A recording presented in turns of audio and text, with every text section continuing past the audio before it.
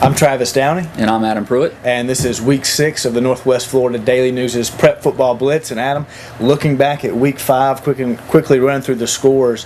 Niceville moves to 5-0 with a big 38-28 win over Buchholz. Walton defeats Chipley 28-14. Choctaw losers to Milton 49-42 in double overtime. Great game there. Mosley defeated Navarre. That score was 42-7. South Walton defeated Cottondale 38-6. And Rocky Bayou falls to Bozeman 54-16. Looking back at the small schools and over the first half of this season, Adam, what has stood out to you?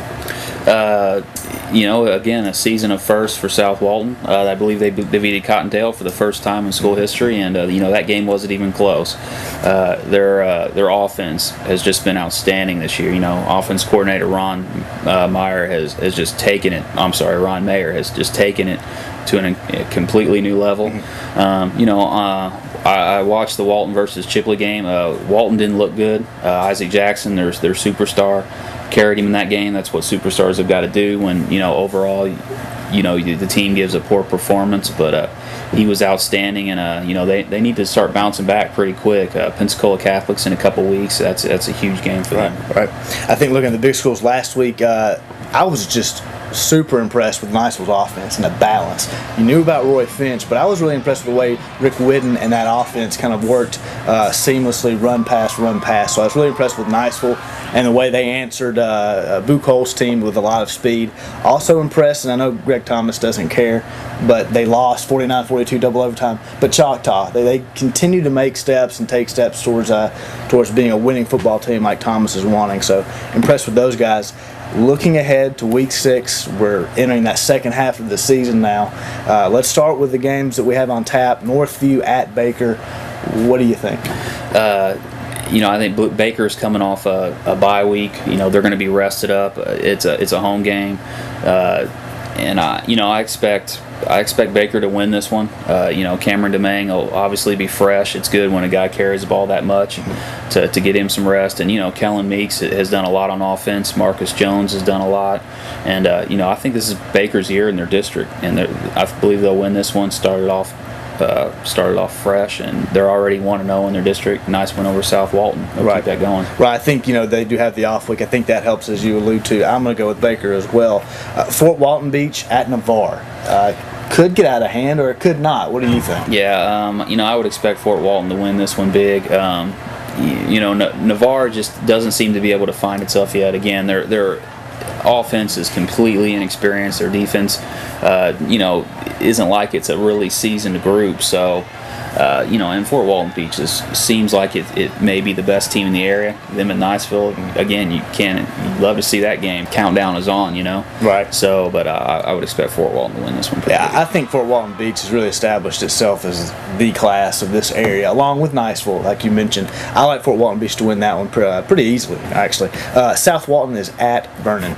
I'm going to go with South Walton in this one. They're riding some really good momentum. Vernon's schedule looks like certainly this will probably be a tight game. I'll go with South Walton in a tight one. I'm going to give the edge to Vernon. I'm just going to go that way. I'll get the hate mail later, I'm sure. Liberty County on the road at Freeport. I'll go with Freeport in this one. They're another team like South Walton that's had a real nice start after losing fairly quickly last year. I believe they only won 2 games last year, and so they've already beaten that. That's a great sign. And again, Nathan Hendrickson has just been a phenomenal player for him. Yeah, I'm going to go with Freeport as well, being at home. And I think this is one of those games that they know they can win, and they want to have that first winning season. This is one they've got to get, so I'm going to go with Freeport as well. Escambia at Niceville, big game on the Eagles campus. What do you think? This game's all going to be about Trent Richardson. He signed with the Tide. He's playing for Escambia. I saw the game last year at Escambia. Niceville did a nice job. He had 115 yards, but it wasn't a killer. Niceville won that game big.